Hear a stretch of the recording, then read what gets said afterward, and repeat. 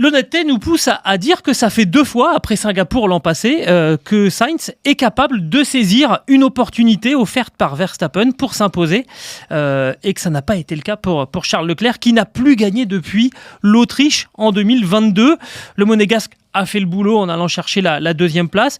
Il a participé aux festivités de la Scuderia, mais ça peut quand même poser un petit peu question sur ce choix de se séparer de Carlos Sainz. D'abord, Stéphane, un chiffre, le nombre de victoires, le nombre de grands prix disputés depuis la dernière victoire. On prend les 3 top teams, oui. C'est-à-dire Red Bull, Ferrari, Mercedes.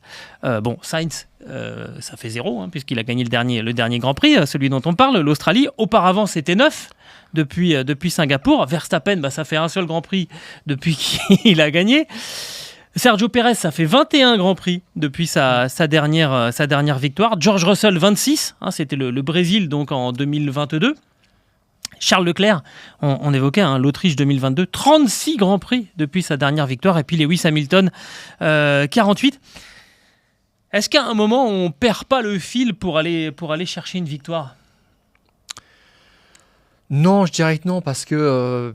Quand tu me poses cette question, je pense à Jenson Button qui a galéré pendant 8 ou 9 ans et puis qui a été champion du monde à partir du moment où il avait la bonne voiture. Non, moi, je reviendrai sur Sainz, c'est sa 10e saison en Formule 1 et on se pose la question, là maintenant, en fait, est-il devenu un numéro 1 durable chez Ferrari ? C'est un petit peu ça, ce que sous-tend cette victoire. Et un numéro 1 même embarrassant pour Charles Leclerc, qui gagne beaucoup plus souvent maintenant que Charles Leclerc. Tu as dit 36 Grands Prix pour Leclerc, c'est quand même... je ne pensais pas quand même ce chiffre-là, mais sa dernière victoire, c'est l'Autriche en juillet 2022, tout à fait. Mais Sainz, ça fait 10 ans qu'il est en Formule 1, et je ne pense pas qu'en 10 ans, en Formule 1, ou au bout de 10 ans, on se transforme, on se révèle. Button, on savait qu'il avait un énorme potentiel. Sainz, on sait qu'il a atteint son plafond de verre. Seulement, est-ce qu'il n'est pas en train de le briser là, honnêtement ? Non. Moi, je pense que la voiture, la SF24, lui convient particulièrement. Il a été bien dès le vendredi matin. En qualif, il a été quand même assez impressionnant. Derrière, Verstappen, c'est ce qui se fait de mieux encore. Et puis en course, surtout, au 9e tour, il dit allez, creusons l'écart, on va prendre un petit peu de distance, et la voiture est très bien pour moi. Alors, en fait, il est le patron, là, il a pris le lead carrément à la radio. Ça se fait quand même rarement, c'est lui qui dicte ce qui se passe. Si tu te souviens bien, l'année dernière, on s'était un petit peu amusé, on l'avait un petit peu taillé. Il intervenait régulièrement à la radio. Alors, on disait que c'était un peu pour manœuvrer, pour essayer de contrecarrer la préférence qui existait chez Ferrari et qui s'est confirmée envers Charles Leclerc. Finalement, là, même quand il est premier et quand Charles Leclerc ne constitue pas véritablement une menace parce qu'il s'est rapproché à un moment, mais ça a été contrôlé, il continue. Finalement, il est de fait le numéro 1 en ce moment. Il est le numéro 1 de toute façon. La voiture lui convient bien. Charles Leclerc, moins. Par rapport à ses affinités de pilotage.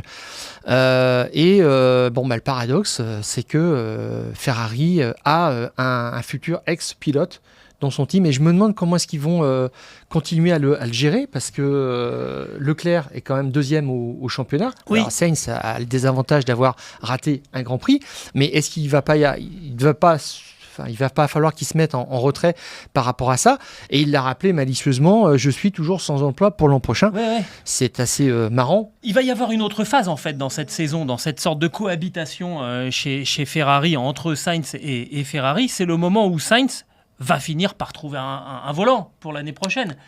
Quelle attitude il va avoir ? Est-ce qu'il va continuer à être aussi team player qu'il ne l'est en ce moment ? Et il a raison, parce que de toute façon, c'est son seul salut, c'est de montrer vraiment qu'il est capable de gagner des grands prix, qu'il est capable de jouer pour son équipe. À mon avis, à la minute où il signe pour une autre équipe, les choses vont changer. On fait le point sur les chiffres. On a parlé là de ces 36 grands prix sans victoire pour Charles Leclerc. On va pas faire le procès du Monégasque, évidemment, mais quand même, on se dit qu'il y a une montée en puissance de Carlos Sainz que tu que tu On a regardé un petit peu, Ouais. oui, depuis donc cette victoire de tout ce qui s'est passé après l'Autriche 2022. Eh bien, on voit que donc Sainz a remporté 2 grands prix contre aucun à Leclerc. Leclerc quand même continue, hein, c'est une assurance tout risque pour les podiums d'avoir des podiums quand même en nombre assez conséquent, presque le double, 14 contre 8 à Sainz. Mais pour ce qui est des tours en tête, on a vraiment vu Sainz devant, et sur les victoires qu'il a remportées, les deux, c'était quelque chose de net, Singapour Oui. et Melbourne, hein, et ça lui fait en tout, hein, depuis l'été 2022, 154 tours en tête contre 76 à Leclerc. Ça veut dire que Sainz, quand il est dans un bon week-end, on ne peut pas l'arrêter. Exactement. Si on prend les pole positions, ça reste encore un chiffre qui est favorable à Charles Leclerc. C'est toujours ce qu'on a souligné ici, vraiment en vitesse pure, Leclerc garde le lead, mais quelque part, est-ce que ça souligne pas un petit peu sa faiblesse? C'est-à-dire que, ok, il est capable d'aller très vite sur un tour, on le sait. Au total, il en a un peu plus, hein, des pole positions. Là, c'est vraiment que depuis la Hongrie 2022 qu'il a depuis eu pole la position. France. Ouais. 2022, 8 pole positions pour Leclerc, 4 pour Sainz, et les duels en qualif sont encore plus déséquilibrés. Ouais. Leclerc mène 21 à 11, donc c'est quand même net. Et puis on avait été même pas sévère, hein, on avait souligné la faiblesse vraiment de Sainz à la fin de la saison dernière. Ouais. Mais je pense que la voiture de cette année lui convient très très bien, et a fortiori on a vu toutes les difficultés qu'avait Leclerc par rapport à cette machine. Leclerc a eu un petit peu tout ce qu'il pouvait avoir comme difficulté, et spécialement en qualif. C'est quelqu'un qui a besoin d'un train avant très fort. Il a dit en fait qu'il était un peu perdu, qu'il n'avait pas le feeling, qu'il n'avait pas assez de grippe à l'avant, et là il était nulle part.